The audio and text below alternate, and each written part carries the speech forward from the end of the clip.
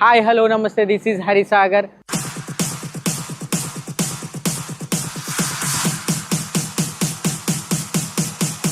పాల్వంచలో శానీ company వాళ్ళు branch open చేశాక మొట్టమొదటి ఇప్పుడు మన వెనకాల చూస్తున్నారు కదా, అన్లోడ్ అవుతుంది.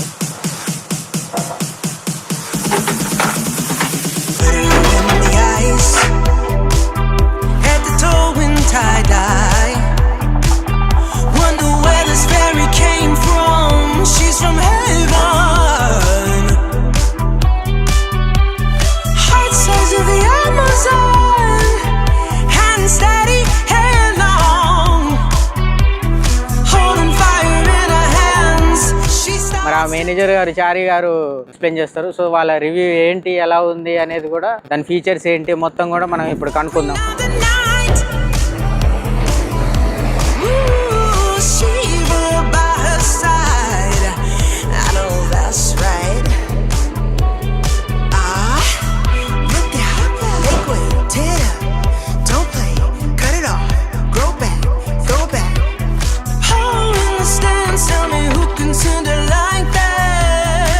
కొత్తగా పాల్వంచలో న్యూ బ్రాంచ్ పెట్టాము. At the same time sir వాళ్ళు కూడా కొత్త మిషన్ తీసుకున్నారు. సార్ పేరు క్రాంతి. సార్ ఇక్కడ మనం మిషన్ తీసుకున్నారు 215 శానీ 215 LC 9 LC మిషన్. ఇది మార్కెట్లో ఎన్ని కాంపిటేటర్స్ ఉన్నా కానీ శానీ వాల్యూ వేరు. ఆ శానీ వాల్యూ నచ్చే సారు మిషన్ తీసుకోవడం జరిగింది. సార్ మీ మాటలో ఒక మాట మిషన్ గురించి మీరు ఎట్లా అప్రోచ్ అయ్యారు, మమ్మల్ని ఎట్లా ఏం తీసుకున్నారు? అప్రోచ్ అవడం అంటే మిగతా మిషన్లతో పోలిస్తే ఈ మిషన్ కొంచెం లోడింగ్ లో స్పీడ్ ఉండటం, మైలేజ్ ఒకటి కలుస్తుందని చెప్పి ఫ్యూల్ కన్జంప్షన్ దానికోసం దీన్ని ప్రిఫర్ చేయడం జరిగింది. ఓకే, శానీ 215 LC-9 ఇది. ఇవి 2 గ్రీజింగ్ పాయింట్స్ వస్తాయి స్వింగ్ బేరింగ్ కి. ఈ స్వింగ్ బేరింగ్ గ్రీజ్ ఎప్పుడు అని అంటే ఓన్లీ ఎవ్రీ 500కి ఒకసారి 2 పంప్స్ మాత్రమే పుష్ చేయాలి గ్రీజ్. అది కూడా ఓన్లీ జెన్యూన్ గ్రీజ్ ఏదైతే మనం శానీ నుంచి సప్లై చేస్తామో అది మాత్రమే. ఇక్కడ 2 పంప్స్, ఇక్కడ 2 పంప్స్, ఇక్కడ 1 పంప్. ఓకేనా, ఇక్కడ 2 పంప్స్ మళ్ళీ రొటేట్ చేసి 180 degrees తర్వాత మళ్ళీ ఇక్కడ 1 పంప్. అలా ఇటు ఒక పంప్ అటు ఒక పంప్ 2 పంప్స్ అట్లా ప్రెస్ చేయాలి. ఇది గ్రీజింగ్ బేరింగ్ ఎప్పుడు మార్చాలి అని అంటే ఎవ్రీ 1000కి ఒకసారి లోపల ఉన్న గ్రీజ్ మొత్తం తీసి మళ్ళీ కొత్త గ్రీజ్ వేయాలి. అప్పటి వరకు కూడా జస్ట్ 500కి ఒకసారి పంప్ చేసుకోవడం సరిపోతుంది. ఇది ఇక్కడ. తర్వాత ఎప్పుడు కూడా మనం ఫ్రంట్ సైడ్లోనే ట్రాక్ ఆపరేషన్ చేయాలి, మూవ్ చేయాలి. ఎందుకు అని అంటే ఫ్రంట్ సైడ్ లో మనకి ఇక్కడ లోపల స్ప్రింగ్ యాక్షన్ ఉంటుంది, లోపల స్ప్రింగ్ కూడా ఉంటుంది. ఇది ఐడ్లర్, ఈ ఐడ్లర్ వెనక స్ప్రింగ్ ఉంటుంది. ఇప్పుడు మనం ముందుకు వెళ్తున్నప్పుడు ఏదైనా పెద్ద బోల్డర్ వచ్చింది, అదే అవతల పక్క ఉందనుకో, దానికి స్ప్రింగ్ ఉండదు, ఒకేసారి దాని మీద అటాక్ అవుతుంది. అప్పుడు లోపల దాని ట్రావెల్ మోటార్ డ్యామేజ్ అయిపోయే అవకాశం ఉంటుంది. అదే ఇదనుకో స్ప్రింగ్ యాక్షన్ ఉంటుంది కాబట్టి కొంచెం వెనక్కి వెళ్ళి ముందుకు వస్తుంది, అప్పుడు లోపల డ్యామేజ్ అవ్వదు. ఇది ట్రాక్ అడ్జస్ట్మెంట్. ఇది ట్రాక్ అడ్జస్ట్మెంట్. ఇది ఉంది కదా, ఇది ఇది తీసేస్తే ఈ నిప్పల్ బయటకు వస్తుంది. కానీ నిప్పల్ బయటకు రావాల్సిన అవసరం లేదు, జస్ట్ ఇక్కడ నుంచి గ్రీజింగ్ చేస్తే సరిపోతుంది. ఏది ట్రాక్ లూజ్ అయినప్పుడు ఒకవేళ గ్రీజ్ తీసి గ్రీజ్ వేసేయాలనుకుంటే ఆ బోల్ట్ తీసి నాన్ నెట్ వాళ్ళు తీసేయాలి. యాక్చువల్ గా మనకి ఫ్రంట్ బ్యాక్ ఉండేవి, ఇప్పుడు అవి అన్నెసెసరీ. యాక్చువల్ గా మనకి ఫ్రంట్ బ్యాక్ ఉండడం వల్ల ఏమవుతుంది అంటే ట్రాక్ పక్కకి వెళ్లకుండా ఎక్కడ గీసుకోకుండా జాగ్రత్తగా ఉంటుంది. కానీ ఈ స్పెషలైజేషన్ ట్రాక్ లో ఏంటంటే మొత్తం సింగిల్ ఫ్రేమ్. ఇది అంత వేరే ఎట్లుంటాయి అంటే డిఫరెంట్ ఫ్రేమ్స్ ఉంటాయి. అప్పుడు అలైన్మెంట్ సరిగా అవక ఏమవుతుంది అని అంటే ఇవి అటు ఇటు తగిలేవి. ఇప్పుడు అంత ఫ్రేమ్ మొత్తం ఒకటే ఫ్రేమ్ అది, కాబట్టి ఆ అలైన్మెంట్ ప్రాబ్లం ఉండదు. సింగిల్ అదే గార్డ్ అయినా కానీ ఏం ప్రాబ్లం ఉండదు. కీస్ అక్కడ ఉన్నాయి. ఇది లెవెల్ ఎప్పుడు కూడా ఇది ఫిల్లింగ్ లెవెల్, ఇది డ్రైన్ లెవెల్. ఇది ఏంటంటే లెవెల్. ఇప్పుడు మనం ఎప్పుడైనా డ్రైన్ చేసుకోవాలి, లెవెల్ చూసుకోవాలని అనుకుంటే దీన్ని ఓపెన్ చేసి ఆయిల్ లెవెల్ ఉందా లేదా అని చెక్ చేస్తాం. ఇదేమో డ్రైన్, మన కంప్లీట్ గా ఆయిల్ టైం అయింది, ఎవ్రీ 1000 hours ఒకసారి ఇది ఆయిల్ డ్రైన్ చేయాలి కాబట్టి ఇక్కడ నుంచి డ్రైన్ చేస్తాం. డ్రైన్ చేసే ముందు ఫస్ట్ మనం ఇక్కడ ఓపెన్ చేయాలి. ఎయిర్ ఏమైనా ఉంటే అది రిలీజ్ అయిపోతుంది.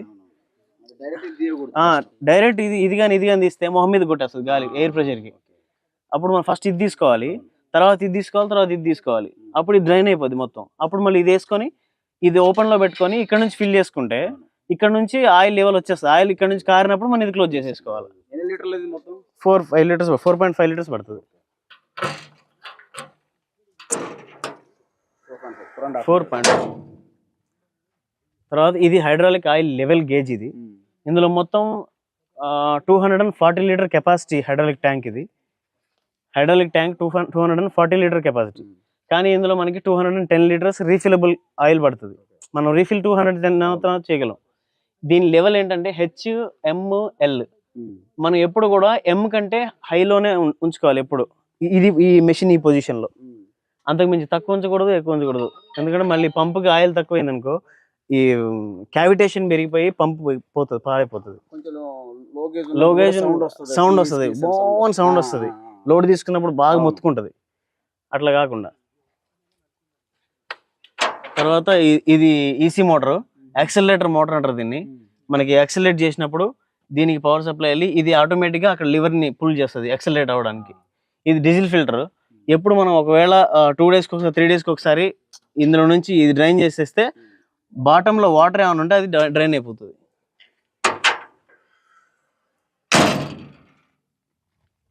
ఇది అంతకుముందు చిన్న కౌంటర్ వెయిట్ ఉండేది మనకి యాక్చువల్గా. ఇప్పుడు ఏంటంటే కంపెనీ వాళ్ళు ఇంప్లిమెంట్ చేశారు బెటర్ స్టెబిలిటీ కోసం. మనకి మెషిన్ ఎప్పుడైనా అప్ అండ్ డౌన్స్ అవుతుంది, లేదంటే ఏదైనా క్రషర్లు నడుస్తుంది, బోల్డర్స్ మీద నడుస్తుంది, లేదంటే ఎక్కడైనా ట్రాకింగ్ చేసేటప్పుడు కానీ, ముందు లోడ్ తీసుకొని నడుస్తున్నప్పుడు కానీ ఊరికి ఇట్లా ముందుకు లేవకుండా ఈ కౌంటర్ వెయిట్ని ఇంప్లిమెంట్ చేశారు.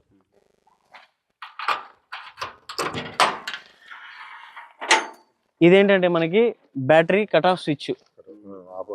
ఇది ఎప్పుడు కూడా మీరు మిషన్ ఆపేసి ఇంటికి వెళ్ళిపోయేటప్పుడు దీన్ని కట్ ఆఫ్ చేసి వెళ్ళాలి. కట్ ఆఫ్ చేసి వెళ్ళకపోతే ఏమవుతుందంటే థండర్ స్టార్మ్స్ వస్తుంటాయి, ఉరుములు మెరుపులు అవి వస్తూ ఉంటాయి. అప్పుడు ఏమవుతుంది, బ్యాటరీ ఇక్కడ కాంటాక్ట్ అయిపోతే ఈ లైన్లో నుంచి మానిటర్ దగ్గరికి, కంట్రోలర్ దగ్గర పవర్ సప్లై వెళ్ళిపోయి కంట్రోలర్ కాలిపోయింది అనుకోండి, ఒక కంట్రోలర్ కాస్ట్ వచ్చి 3 lakhs ఉంటుంది. సింగిల్ చిన్న మిస్టేక్ వల్ల రన్నింగ్ లో ఉన్నప్పుడు ప్రాబ్లం లేదు, ఏం కాదు. అప్పుడు ఏం కాదు, ప్రాబ్లం ఉండదు. ఇది కట్ ఆఫ్, కట్ ఆన్. ఇది బ్యాటరీ రిలే, దీని గురించి మీకు అవసరం లేదు. ఇదేంటంటే ఏసీ కండెన్సర్ అంటారు దీన్ని. దీన్ని ఎప్పుడు నీట్గా ఉంచుకోవాలి. ఎందుకు నీట్గా ఉంచుకోవాలంటే ఇది జామ్ అయిపోయింది అనుకో, దీంట్లో ఎప్పుడు ఆయిల్ సప్లై అవుతూ ఉంటుంది. ఏసీ వేసుకుంటారు కదా మీరు, ఆయిల్ సప్లై అవుతూ ఉంటుంది. మీరు దీన్ని క్లీన్ చేసుకోకపోతే ఆయిల్ కూల్ అవ్వక ఆ హీట్ ఆయిల్ అనేది కంప్రెషర్లోకి వెళ్ళిపోద్ది. అప్పుడు ఆ కంప్రెషర్ మళ్ళీ తిప్పి మళ్ళీ పంపిస్తుంది, మళ్ళీ హీట్ ఆయిల్ వెనక్కి వెళ్ళిపోద్ది కదా. అప్పుడు లోపల ఉండే కంప్రెషర్లో ఉండే పిస్టన్స్ అరిగిపోతాయి, అప్పుడు కంప్రెషర్ పోద్ది. ఈ మిషన్లోని కాదు, ఏ మిషన్లోనైనా కానీ చేసుకోవాల్సిన బాధ్యత ఖచ్చితంగా ఆపరేటర్ మీద ఉంటుంది. డస్ట్ కానీ జామ్ అయిపోవడం కొట్టచ్చు, వాటర్ కూడా కొట్టచ్చు, ఎయిర్ కొట్టచ్చు. వాటర్ అంటే ఇట్లా స్ప్రేయర్తో స్ప్రింకిల్ చేయాలి, డైరెక్ట్ కొడితే ఫిన్స్ డ్యామేజ్ అవుతుంది. తర్వాత ఇది రేడియేటర్, ఇది ఆయిల్ కూలర్. ఇదేమో రేడియేటర్, ఇది oil cooler, hydraulic oil cooler. ఇవి కూడా నీట్గా ఉంచుకోవాలి. వాటర్ అప్పుడప్పుడు స్ప్రే చేసుకోవడం. వాటర్ అంటే డైరెక్ట్ పైప్తో డైరెక్ట్ కొట్టేసి ఫిన్స్ డ్యామేజ్ అవుతాయి, ఇట్లా స్ప్రింకిల్ చేసి కొట్టాలి. ఇదేంటంటే ఎయిర్ ఎవాక్యువేటర్ అంటారు దీన్ని, డస్ట్ ఎవాక్యువేటర్. ఇది ఉండడం వల్ల ఏంటంటే ఎప్పుడు కూడా ఇది ఓపెన్ చేసి ఇట్లా దీన్ని డ్రైన్ చేసుకోవాలి. ఇందులో మట్టి ఏమైనా ఉంటే ఉరికిపోతే దీన్ని డ్రైన్ చేసుకుని సరిపోతుంది. ఎప్పుడు కూడా అందులో మనకి ఎయిర్ ఫిల్టర్ క్లాగ్ అయిందని ఇండికేషన్ వచ్చేంత వరకు కూడా దీన్ని ఓపెన్ చేయొద్దు. మనం ఓపెన్ చేసి అప్పుడప్పుడు క్లీన్ చేస్తుంటాం కదా, అట్లా క్లీన్ చేయొద్దు. ఇది డస్ట్ ఎక్కువ ఉండడం వల్ల కూడా. అయినా కానీ ఇప్పుడు మీకు ఎవ్రీ 500కి ఒకసారి డస్ట్ ఎక్కువ ఉంటే ఎవ్రీ 500కి ఒకసారి మార్చుకోవాల్సిందే. ఇది 500కి ఒకసారి క్లీన్ చేసి పెడతా అంటే ఇంజిన్లోకి డస్ట్ వెళ్ళిపోద్ది. కాబట్టి ఇది క్లీన్ చేసుకోకూడదు, ఎవ్రీ 500కి ఒకసారి రీప్లేస్ చేసేసేయాలి దీన్ని. ఇంకా డస్ట్ బాగా పట్టింది అక్కడ మన సిగ్నల్ వస్తే కనబడుతుంది. అప్పుడు ఒకసారి మనకి ఎమర్జెన్సీ టైంలో ఒకసారి క్లీన్ చేసుకోవచ్చు. అది కూడా మాకు చెప్పండి, ఆ ఇండికేటర్ రాగానే మాకు ఇంటిమేట్ చేస్తే, నేను లోకల్లోనే ఉంటా కాబట్టి అసలు ఆ ఇండికేటర్ ఎందుకు వస్తుందనే చెక్ చేస్తా. తర్వాత ఒకసారి పైకి ఎక్కుతారా చెప్తా.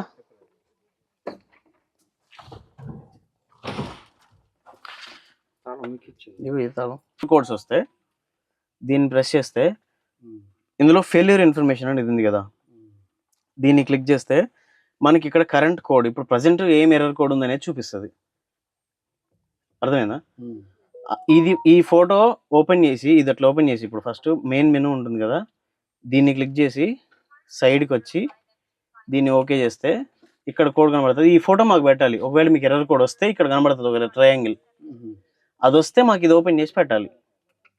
ఓకేనా? తర్వాత ఇది ఎస్ మోడు, ఇది హెచ్ మోడు, ఇది ఎల్ మోడ్. ఎల్ అంటే లిఫ్టింగ్, మీకు అవసరం లేదు. ఇది బ్రేకర్ పెట్టినప్పుడు ఇది బ్రేకర్ సెట్టింగ్ లేదు, అవసరం లేదు మీకు. ఎస్ మోడ్లో మీకు ఇప్పుడు యాష్ పౌండే కదా, మీరు 7 వరకు పెట్టి నడిపించుకోవచ్చు, 6 or 7 పెట్టి నడిపించుకోవచ్చు. ఇది 1 2 3 4 5 6 or 7 దీంట్లో నడిపించుకుంటే మీకు డీజిల్ కన్జంప్షన్ బాగా వస్తుంది. మిషన్ కూడా మీకు పెద్ద స్పీడ్ లో అట్లా ఫరక్ ఏం పడదు. బాగా లోడింగ్ ఎక్కువ ఉంది, బాగా ఫాస్ట్గా చేయాలి లోడింగ్. మాకు నంబర్ ఆఫ్ లారీలు అన్ని వెనకున్నాయి, ఉండిపోయినాయి, మాకు ఫాస్ట్ లోడింగ్ కావాలి, డీజిల్ కన్జంప్షన్ ఇప్పటికి పర్లేదు అని అనుకుంటే హెచ్ మోడ్ లో పెట్టుకొని 7 పెట్టుకోవచ్చు హై స్పీడ్గా. లేదు మీకు అప్పటికి కూడా మీరు S10 పెట్టండి. లో S7 వరకు పెట్టారు కదా, 8 9 పెట్టి ట్రై చేయండి. అప్పటికి స్పీడ్ లేకపోతే 10 పెట్టండి. అప్పటికి మీకు స్పీడ్ లేదు అనిపిస్తే అప్పుడు హెచ్కి వెళ్ళండి, కానీ అప్పటి వరకు హెచ్ ఆపరేట్ చేయొద్దు. హెచ్ అనేది బాగా సూపర్ ఫాస్ట్ ఉంటుంది. తర్వాత ఇది ఆటో ఐడిల్ స్విచ్. ఇది మనకి మామూలుగా మనం స్టార్ట్ చేసి with in 5 seconds A operation చేయకపోతే ఈ ఆటో ఐడిల్ ఆటోమేటిక్గా ఆన్ అయిపోయి ఇంజన్ హై ఐడిల్లో ఉన్నది లో ఐడిల్కి వచ్చేస్తుంది ఆటోమేటిక్గా. నువ్వు టచ్ చేయలేదని అంటే మిషన్ ఆపరేట్ చేయట్లేదు అని సెన్స్ చేసుకొని ఐడిల్ అయిపోతుంది అది. ఇదేమో ట్రావెలింగ్ది ఫాస్ట్ స్లో ఇంతే. ఇదేంటంటే టెంపరేచర్, ఇంజన్ టెంపరేచర్ ఎంత ఉంది, ఇంజన్ టెంపరేచర్ ఎంత పెరుగుతుంది, ఎంత లెవెల్లో ఉందనేది ఇది చూపిస్తుంది. ఇదేంటంటే ఫ్యూయల్ లెవెల్, డీజిల్. కమిన్సే ఇంజన్, సేమ్ ఇంజనే, కన్ఫిగరేషన్ మారుతుంది. లేదు ఇది లోపల సపరేటే. ఇప్పుడు మనకి కమిన్స్ వాళ్ళు సప్లై చేసే ఇంజన్ వేరు, మనకి సప్లై చేసే ఇంజన్ వేరు. కమిన్స్ వాళ్ళు వాళ్ళది 135 HP ఉంటుంది, మనది 145 HP ఉంటుంది. 10 HP డిఫరెన్స్ ఉంటుంది. చూడడానికి సేమ్ ఉంటాయి కానీ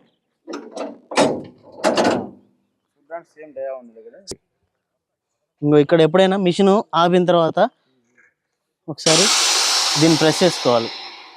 అప్పుడు హైడ్రాలిక్ సిస్టంలో ఉండే ఎయిర్కి అంతా రిలీజ్ అవుతుంది, పైప్స్ మీద లోడ్ ఉండదు, ఎయిర్ మొత్తం దిగిపోతుంది, ఫ్రీ అయిపోతాయి అంతే. తర్వాత ఇది ఇంజన్ ఆయిల్ లెవెల్. ఇది ఎప్పుడు కూడా ఇక్కడ వరకు ఉండేటట్టు చూసుకోవాలి. ఇక్కడ వరకు తగ్గింది అని అంటే వెంటనే మాకు ఇంటిమేట్ చేయాలి. మాకు ఇంటిమేట్ చేసి మేము ఇన్స్పెక్ట్ చేస్తాం, వచ్చి ఏమైంది అనేది దాన్ని బట్టి చూస్తాం. ఇది ఏసీ కంప్రెసర్. దీనికి ఏమి ముట్టుకోకూడదు మీరు. ఇది హై ప్రెషర్, ఇది లో ప్రెషర్. ఇక్కడ నుంచి మీరు ఏది తీసినా కానీ ఇది కళ్ళల్లో పడుతుంది. ఇదిలో ఆయిల్ కొంచెం డేంజర్, దీన్ని ముట్టుకోకూడదు మీరు. క్యాప్ ఇది ఉంటాయి ఆల్రెడీ మన ఆఫీస్లో ఉన్నాయి. ఎనీ టైం ఏ పార్ట్ కావాలన్నా మనకి ఇమీడియట్గా దొరుకుతుంది. ఒకవేళ మన దగ్గర లేకపోయినా విత్ ఇన్ 1 day వచ్చేస్తుంది, మాకు ఏ ప్రాబ్లం ఉండదు. తర్వాత ఇది స్వింగ్ డివైస్.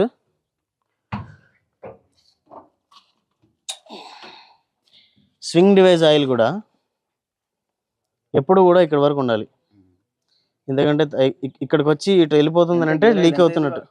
4 to 5 liters పడుతుంది. గ్రేడ్ అడుగుతున్నావా? గ్రేడ్ 80W90, లేదంటే SAE 30 కూడా పోసుకోవచ్చు. కాకపోతే మాదే వాడాలి ఖచ్చితంగా. SAE 30 బయట జనరల్గా 80W90 దొరుకుతుంది మీకు, SAE 30 తక్కువ. ఇగో ఇక్కడ నుంచి ఆయిల్ పోసుకోవాలి, దాన్ని ఓపెన్ చేసుకోవాలి. ఇక్కడ ఇది ఓపెన్ చేసి ఇందులో నుంచి ఆయిల్ పోయాలి, అక్కడ నుంచి ఎయిర్ బయటకు వచ్చేస్తుంది. అది లేకుండా పోసిన అంటే బుడక అంట ఉంటుంది. 4.5.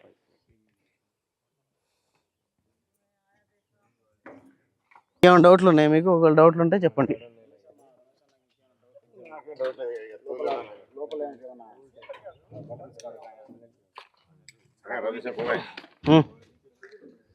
ఇది మనకి టూల్ బాక్స్. ఈ టూల్ బాక్స్లో సైడ్ మిర్రర్స్ వస్తాయి మనకి. ఇక్కడ ఈ బ్యాటరీ బాక్స్ దగ్గర ఒకటి, అవతల పక్క ఒకటి, మానిటర్ దగ్గర. తర్వాత ఇవి ఫ్యూజ్ బాక్సెస్ ప్లస్ ఓరింగ్స్. మనకి ఏదైనా ఎమర్జెన్సీ టైంలో ఓరింగ్స్ ఏమైనా పోతే వేసుకోవడానికి.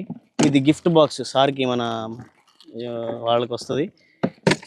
తర్వాత ఇవన్నీ warranty cards and me user manuals.